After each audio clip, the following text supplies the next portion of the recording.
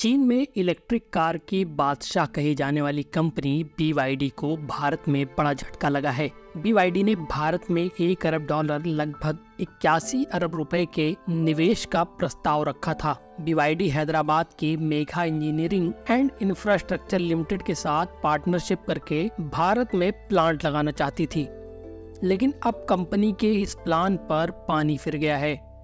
केंद्र की मोदी सरकार ने चीन की इलेक्ट्रिक कंपनी को साफ कह दिया है कि हमें आपका इन्वेस्टमेंट नहीं चाहिए।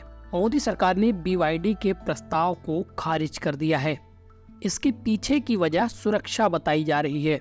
अगर आपने BYD का नाम नहीं सुना है तो जान लीजिए, जैसे अमेरिका में टेस्ला है वैसे ही चीन के लिए BYD है। हालांकि मेरा मानना है कि अगर इंडिया में कोई EV में तरक्की करेगा तो वह ना तो BYD होगा और ना ही टेस्ला, बल्कि भारत की टाटा होगी। चीन की कई इलेक्ट्रिक कार कंपनियां भारत में तेजी से पैर जमाने की कोशिश में हैं। मीडिया रिपोर्ट्स के मुताबिक कंपनी के निवेश प्रस्ताव का आकलन करने के लिए department for promotion of industry and internal trade यानी DPIIT ने विभिन्न विभागों से इनपुट मांगा था।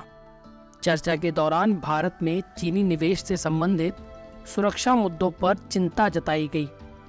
BYD मामले में सरकार की भी ऐसी ही चिंताएं थीं जो अब सामने आ गई हैं। विदेशी कंपनियों के भारत में कदम रखने के लिए स्थानीय कंपनियों के साथ कॉन्ट्रैक्ट करना होता है। कुछ मामलों में ऐसा देखा गया है कि स्थानीय कंपनियां डमी की तरह होती हैं। BYD के मामले में भी सरकार को ऐसी ही चिंताएं थी। इसके कारण केंद्र सरकार ने इसे खारिज करना ही ठीक समझा है।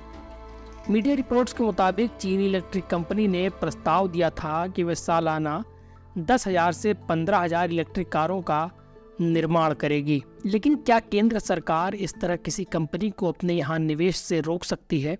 दरअसल साल 2020 में भारत ने अपनी फॉरेन डायरेक्ट इन्वेस्टमेंट नीति में संशोधन किया था।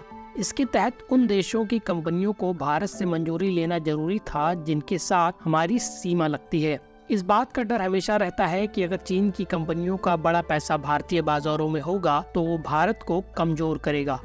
चीनी कंपनियां कभी भी भारत की इकोनॉमी को एक साथ पैसा निकाल कर झटका दे सकती हैं। वहीं अगर भारत चीन सीमा पर कोई तनाव हुआ तो भारत इस इन्वेस्टमेंट के कारण भी दबाव में रह सकता है, जो उसकी सुरक्षा के लिए अच्छा नहीं है। ऐसे ही अपडेट्स के लिए वर्ल्ड नाउ को सब्सक्राइब कीजिए।